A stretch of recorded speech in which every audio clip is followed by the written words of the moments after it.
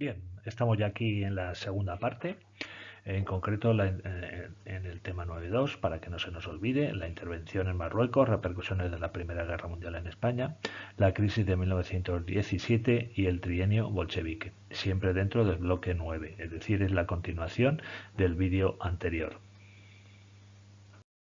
Las partes del tema que nos queda por explicar son la crisis de 1917, el trienio bolchevique 1918-1921 y los conflictos obreros en Cataluña, más en particular en Barcelona. Vamos, por lo tanto, con la crisis de 1917. Bien, en primer lugar tenemos la crisis militar, la primera de las tres crisis que ocurren en 1917, que es un año en el cual prácticamente todo el mundo piensa que va a terminar la restauración. ¿Cuáles son las causas? En primer lugar, el descontento de los oficiales por la pérdida de poder adquisitivo de sus salarios. Pensemos que estamos en plena escala de la inflación, en la cual los precios han subido mucho. Además, ascensos rápidos de los oficiales africanistas. Es decir, los que están sirviendo en África ascienden más rápidamente que los que están sirviendo en la península. Y no se tiene en cuenta para los africanistas la antigüedad en el cuerpo. Hay, por supuesto, una gran cantidad de oficiales, que será uno de los problemas graves que arrastrará todo el ejército español durante buena parte del siglo XX. Bien, vamos al desarrollo de los hechos. En 1916 habían surgido las juntas de defensa, primero del arma de artillería y después otras. El gobierno de García Prieto trató de disolverlas y la Junta de Barcelona publicó un manifiesto, que se llama así, Manifiesto de la Junta de Defensa, en el que culpaba a los políticos de los problemas del ejército y del país, y un llamamiento al restablecimiento del buen gobierno, entiéndase como buen gobierno en el que participan los militares.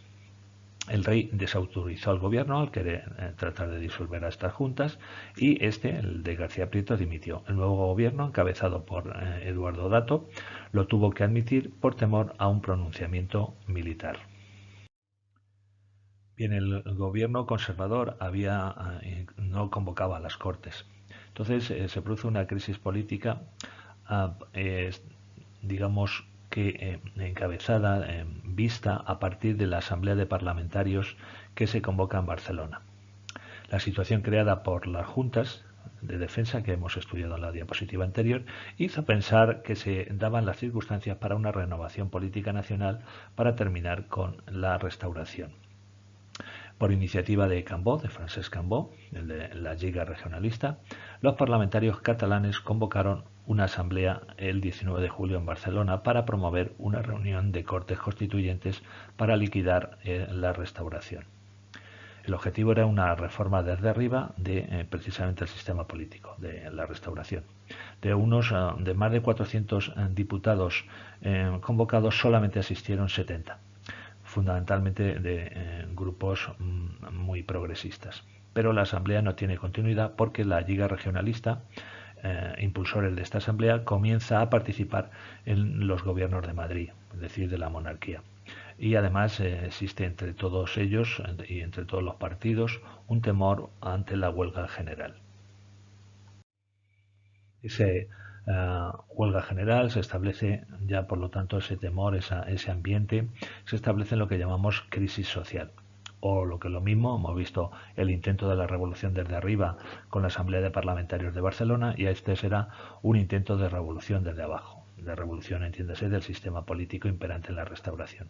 El 17 de agosto de ese 1917, el PSOE y la UGT, con sus líderes Besteiro, Indalecio Prieto y Largo Caballero, recordad estos nombres para cuando hablemos de ellos en la Segunda República, convoca huelga general revolucionaria, entendiéndose también con el apoyo de la CNT.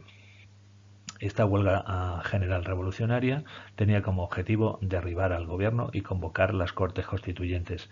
Recordemos que una huelga general, sin que sea revolucionaria, lo que busca en general una huelga es mejorar las condiciones de vida de los trabajadores que la convocan. Estas, las revolucionarias, pues tiene más tinte político. La huelga tiene éxito en las zonas urbanas de Barcelona, Madrid, Vizcaya y Asturias, pero tiene menos importancia en otras como Andalucía y Extremadura. El gobierno se negó a negociar y la reprimió con ayuda del ejército. La consecuencia derivada de la huelga revolucionaria es que hundió la Junta de Parlamentarios y contribuyó a acercar posturas entre el rey y la Junta de Defensa del Ejército. Bien, ahora vamos a entrar en el trienio bolchevique entre 1918 y 1921, que es esencialmente, como nos pone aquí en este libro Salvador Cruz, es esencialmente andaluz más que de otros lugares.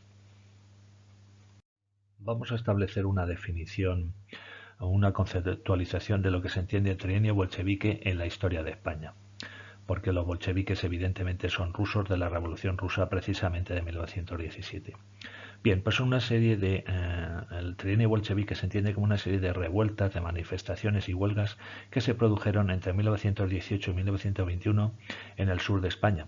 Centros importantes, pues por ejemplo, son Córdoba o Sevilla, y en concreto el campo andaluz. La esperanza por el triunfo de la Revolución Rusa de 1917 se dejó sentir entre las masas empobrecidas de jornaleros y aparceros, es decir, los que trabajan en el campo pero no tienen tierras. Y se producen también movimientos urbanos y rurales en toda la zona, también se extienden, son extensibles a algunas otras zonas de España, pero tiene su epicentro precisamente en el campo andaluz. ¿Y cuáles son las causas? Pues una fuerte subida de los precios, la presión de los obreros para subir también los salarios. Esto evidentemente los latifundistas, los propietarios no lo aceptan, y esperanza de un cambio revolucionario que impusiera la igualdad al igual que o siguiendo el modelo de la Revolución Rusa de 1917. Aquí tenemos una fotografía del ambiente que vivían los pueblos andaluces de aquella época.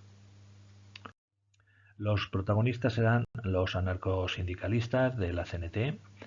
En Andalucía y en Extremadura se han politizado muchísimo fuertemente los jornaleros, y los propietarios por temor se retiran de sus fincas a las ciudades y aceptan las subidas salariales pedidas por los jornaleros en principio. Observemos en este mapa las huelgas agrícolas en Andalucía durante el trienio bolchevique, como veis bastante afectadas, todas coloreadas.